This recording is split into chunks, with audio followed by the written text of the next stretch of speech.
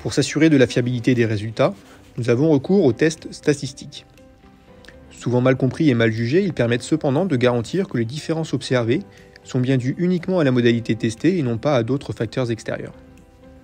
En agronomie, on réalise des tests statistiques avec un seuil de tolérance au risque d'erreur de 5%. Concrètement, lorsque l'on va montrer des différences entre les modalités lors du test, nous allons être sûrs de nous à 95%. Ce seuil de 5% peut être revu à la baisse ou à la hausse, mais attention, en le diminuant, on aura du mal à affirmer les différences et en l'augmentant, on aura davantage de risque de se tromper.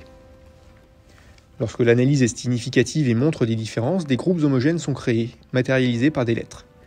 Statistiquement, lorsque des modalités appartiennent aux mêmes groupes homogènes et donc portant la même lettre, ils sont identiques. Deux modalités avec la lettre A seront statistiquement égales et ce, quelle que soit la différence numérique de leur valeur, aussi grande soit-elle.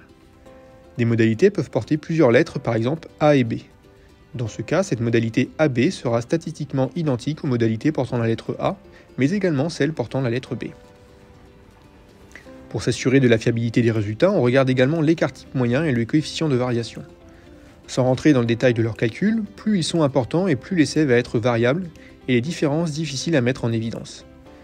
Cette variabilité peut être due par exemple à un sol ou infestation d'adventices hétérogènes. On regarde également la puissance de l'essai.